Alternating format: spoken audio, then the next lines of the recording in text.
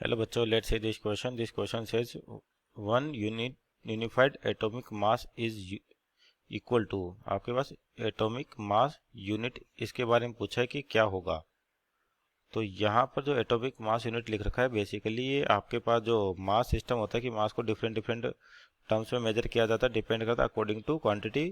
कि आपके पास कुछ हेवियर मास होते हैं, कुछ स्मॉलर मास होते हैं, उसके अकॉर्डिंग मास की जो यूनिट्स है वो अलग अलग तरीके से डिफाइन की गई हैं. ऐसा ही सिस्टम में मास किलोग्राम में होता है आपके पास. मान लीजिए बहुत ही स्मॉलर मास, तो उसको डिफरेंट तरीके से मेजर किया जाता है. यहाँ पर उसी की एक डेफिनेशन है. तो पहले तो की कॉन्सेप्ट लिखें. तो की कॉन्सेप्ट होगा आपके पास terms used in measurement of mass. In mass measurement कह सकते हैं, मेजरमेंट ऑफ मास मेजरमेंट. तो आपके पास यहाँ देखा एटॉमिक यूनिट मास, जिसको अपन क्या कहते हैं, AMU.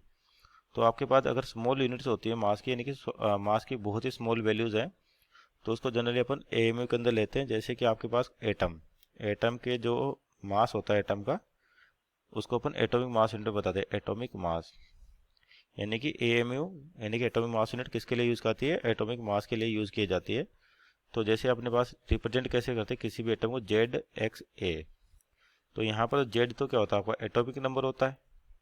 Atomic number, atomic number. और जो ए है इसको बोलते हैं अपन एटॉमिक मास. Atomic mass. तो एटॉमिक मास यूनिट इसी स्मॉल मास को मेजरमेंट के लिए डिफाइन की गई है. क्या डेफिनेशन होती है 1 AMU की एटॉमिक मास यूनिट की, कि आपके पास 1/12 of mass of one atom of C12. One atom of C12. तो ये होता है 1 AMU. तो यहाँ पर चेक करते हैं ऑप्शन. तो ऑप्शन नंबर ए आपका गलत हो गया. B 1/12 of mass of 12 atom, तो ये तो गलत हो गया. 1/12 of the mass of 1 atom of C12 means option number C is our right answer. और 1 AMU किसके बराबर आता है आपके पास, जो 1 AMU है मास ऑफ प्रोटॉन के बराबर लगभग लगभग. तो 1.67 into 10⁻⁻27 kilogram. Hope you understood well. Best of luck.